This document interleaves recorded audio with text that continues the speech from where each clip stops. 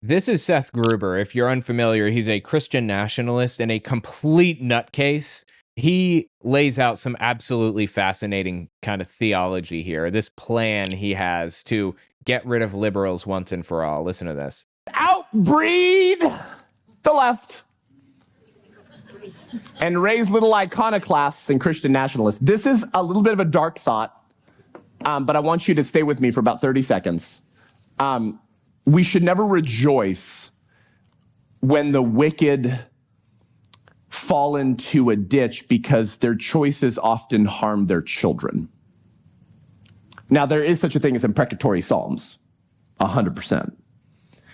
But the way that the modern left chooses to live their lives often comes at great cost.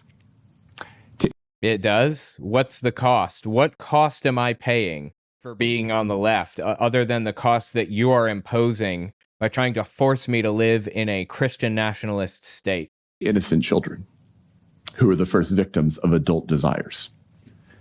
However, if they continue to embrace every promise of the serpent, they are and eventually will vaccinate, trans, and abort themselves into extinction. Okay. We're going to vaccinate ourselves into extinction, guys. You ready? We're going to trans ourselves into extinction. What he's laying down is called the Great Replacement conspiracy theory, but it's a little bit of a twist on it. It's not the Great Replacement exactly, but we'll get there. Keep listening. One of the ways that we will honor Aslan and give... Who the f*** is Aslan? Is that a god of some sort? One of the ways that we will honor Aslan and give our great king a reason to show America mercy over the next 50 years is by having a ton of babies and raising them to be dragon slayers, because we'll eventually outbreed the doers of evil. Okay, so I don't live in fear of that, and let me tell you why. He's basically taken this right-wing conspiracy theory called the Great Replacement, and he's trying to enact it himself. But here's the problem. The Great Replacement conspiracy theory isn't real. It was never real. In no way, shape, or form or context has it ever been real. If you're unfamiliar, it's this idea that Muslims or Mexicans or whoever, whatever other, whatever group these people hate the most, these groups are trying to breed their way into controlling the country, basically. They think that they're trying to invade us by sending a bunch of Mexicans over the border and then having a bunch of children, a la anchor babies. I'm sure you've probably heard that term. They're doing it through anchor babies, and now those kids are going to have kids, and before you know it, the white people are going to be the minority group in the United States. In reality, nothing works that way. That is never how it has ever worked. And as a matter of fact, I have a video from David Pakman that explains why this is such a ridiculous claim. By the way, guys, check out my new shop, owenmorgan.com/shop. I have a bunch of really cool designs on there. Here, just listen to him explain it here. If naturalized immigrants vote for Democrats 60-40, because remember, even though a lot of people like Tucker want you to believe that all immigrants are very left-wing, the truth is that Cubans and Venezuelans are not very left-wing. There are lots of Asian immigrants that are not left-wing. There are many Eastern European immigrants that are not left-wing. Anyway, let's imagine that naturalized immigrants by a 60-40 margin vote for Democrats. That means that for every 500,000 immigrants that become citizens, that's only 100,000 vote margin for Democrats. And by the way, it takes like 5 years to become a citizen in the first place. It takes forever to become a citizen. It's not something you just up and do. Democrats. When you compare that to population growth, when you compare that to people who move between states, it's a drop in the bucket. When you talk about bringing people in, having them wait the 5 years before they can request citizenship, and then the additional period to go through that process. If this is how Democrats are trying to win, it's a very stupid strategy. The Great Replacement conspiracy is way older than you would think. I would be willing to bet you'd be surprised by how old it is. There's an old document called the Protocols of the Elders of Zion And it was this old anti-Semitic document written in 1902, I think, in Tsarist Russia. It was a forgery. People claimed that they found it on a dead Jewish soldier, and that they were going to, and that it was a recording of like the meeting minutes of the elders of the Jewish community, and it was their plan for world domination. And this is one of the parts of the plans, was the Great Replacement. They're going to come into a country and they're going to start having a bunch of kids, and in 20 years they're going to outnumber the non-Jews and they're going to take over the country. It's complete nonsense. That's not how literally anything works. That is not how it has ever worked. And you can see this in the UK as well. People claiming that Muslims are trying to have a bunch of children to take over the UK. They say the same thing about the United States. Mexicans are trying to take over the United States by having a bunch of children. It just doesn't work that way. It has never worked that way. And that's why I say it doesn't disturb me at all to hear Seth Gruber say that they intend to breed their way into a Christian nationalist state. It doesn't work like that.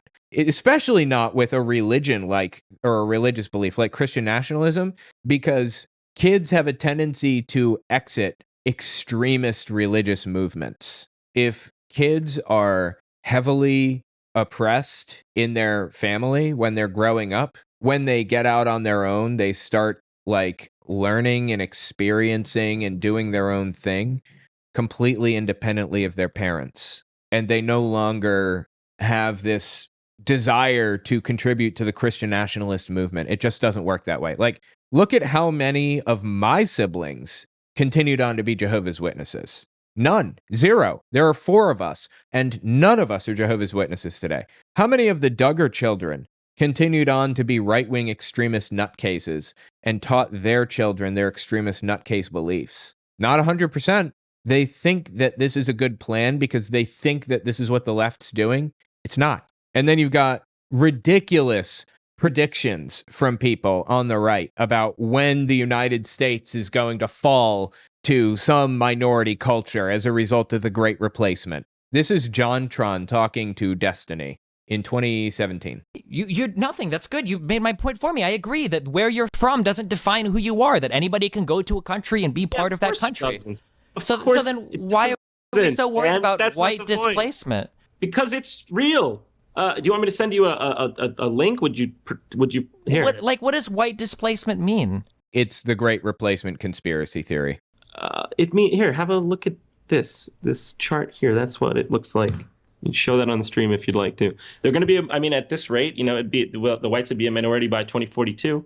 Okay, but what I'm asking is, why does it matter if a certain... I love these predictions that they lay down about when white people are going to be replaced because it's some kind of a coordinated effort or whatever. It is so insane and ridiculous and embarrassing. They don't seem to connect the dots that it's complete nonsense, and it always has been. Populations just don't work that way. They just don't. Now back to Seth Gruber. This guy disturbs me for other reasons, not just because of how absolutely fucking insane that was, or how ridiculous that was for him to say. But listen to this one from him. Whole thing of Christian nationalism, by the way, listen, it's either Christian nationalism or secular globalism. You pick. Okay, well, first of all, why is it a dichotomy? And second, what does he mean by secular globalism? And why is that bad? Yes, it is better to have Christians holding the reins of political power. That is better. Why? Because basically, unless you're, this, classical conservative who loves what Christianity's built for the country, but you've yet to repent and meet Jesus, there are some interesting people out there like that who would probably govern just as well as a bold Christian. But by and large, it's only going to be Christianity that is going to allow America to thrive and to persevere. And no one else is grounded in sort of a moral or transcendent order in which they're accountable to stand before the creator of the stinking universe one day. And as we know, as we can see, Republicans are the most accountable group out there, right? That's why it's definitely not the Republicans who are caught up in the Epstein scandal. Definitely not the head of the Republican Party who is actively orchestrating a cover-up of his involvement with Jeffrey Epstein. That's totally not the case. You know, one of the big problems with religion, in my opinion, is that it breeds suckers. It makes you so gullible. You will fall for absolutely fucking anything that these right-wing extremist nutcases have to say because you trust them. For some backward reason, you trust Seth Gruber's motives or Donald Trump's motives, of all people, because he claims to be Christian. You are the biggest sucker on planet Earth. Please come back to reality. For their decisions that they made, and especially like those with power, more, you know, the Spider-Man line, great power comes great responsibility. like that's frightening. Like a Christian who fears God and wields political power, that's frightening. Like they're going to tread way more carefully and make sure they're making right decisions in a way more serious manner than anyone else. Well, we know for a fact that that's not the case.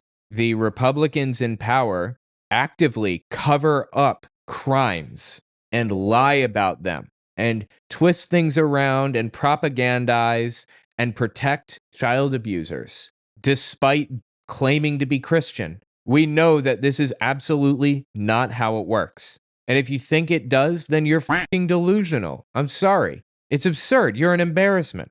The left are petulant, spoiled, infantile children who they cannot be trusted with power. And it may be God's judgment on America if the church doesn't wake up that we have those kind of people ruling over us. That's very possible. Absolutely insane. These people are fucking evil. Seriously, they are absolutely evil, and I am so sick of it. You know what? You want to have the plan to try to replace the left by having a bunch of kids? Go nuts. My movement, the movement of people leaving religion behind who are sick of it, who've been mistreated by douchebags like you, my movement will only grow as you try to do that. So please be my guest. I don't fear that at all. Anyway, tell me what you think about it in the comments.